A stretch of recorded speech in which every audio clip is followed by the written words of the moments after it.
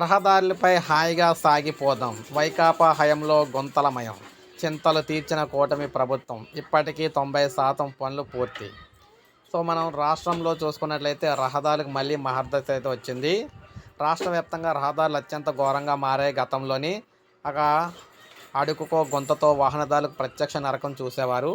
వాహనదారులు ఒళ్ళు గొల్లవుతున్న వాహనాలు డొల్లగా మారుతున్నాయన్నా సరే అప్పటి సీఎం జగన్ నిర్లక్ష్యంతో రోడ్లన్నీ కూడా శిథిలావస్థకు అయితే చేరుకున్నాయి. అధ్వానంగా ఉన్న పలు రోడ్లను జనవరి నాటికి పనులు పూర్తి చేయాలని చంద్రబాబు ఆదేశించడం, డిసెంబర్ చివరి వరకు వర్షాలు కురవడంతో కొన్ని జిల్లాల్లో పనులు జాప్యమయ్యాయి. ఆర్ఎండ్బి మంత్రి జనార్దన్ రెడ్డి తరచూ ఇక్కడ సమీక్షలు నిర్వహించి దాదాపు 90% పైగా రోడ్లను అయితే పూర్చడం అయితే జరిగిందనమాట. 24 మంది ప్రాణాలు కూడా తీసిన రోడ్డు అనమాట. ఈ రోడ్డు మనం చూసుకునే రోడ్డు 24 మంది ప్రాణాలను అయితే తీసిందనమాట. శ్రీకాకుళం ఆముదాల వలస రహదారిని 2018లో అప్పటి తెదేపా ప్రభుత్వం 37 కోట్లతో 4 వరుసలుగా విస్తరణ చేపట్టింది. 20% పనులు జరిగాక వైకాపా సర్కార్ అధికారంలోకి వచ్చి దాన్ని పూర్తిగా నిర్లక్ష్యం చేసింది. గుంతలమయమైన ఈ రోడ్లో 2019, 24 మధ్య జరిగిన ప్రమాదాలు అధికారికంగా 24 మంది చనిపోగా 84 మంది క్షతగాత్రులయ్యారు.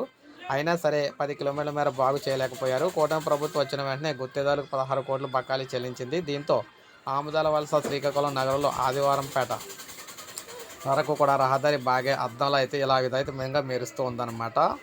సో బురద పోయి రోడ్డు వచ్చింది. ఇక్కడ మీరు చూడొచ్చు, రోడ్లు గతంలో ఇలా బురదలతో అయితే ఉండేదన్నమాట.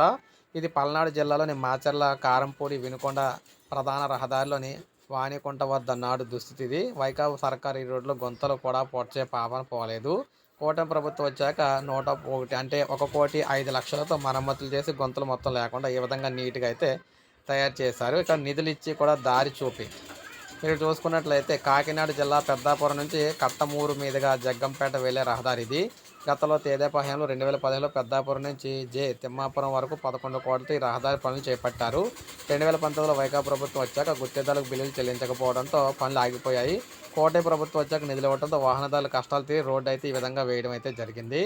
ఇక అడుగుకో కొంత నేడు నిశ్చింత. ఇక్కడ మీరు రోడ్డు చూస్తే మరీ భయంకరం అనమాట. ఇంత దారుణమైన రోడ్డు ఎక్కడా ఉండదు. సో ఇది మనకి అడుక్కో గుంతలో ఉన్న ఈ రహదారి గుంటూరు శివారు నల్లపాడు, అంకిరెడ్డిపాలెం మధ్య అయితే ఉందన్నమాట.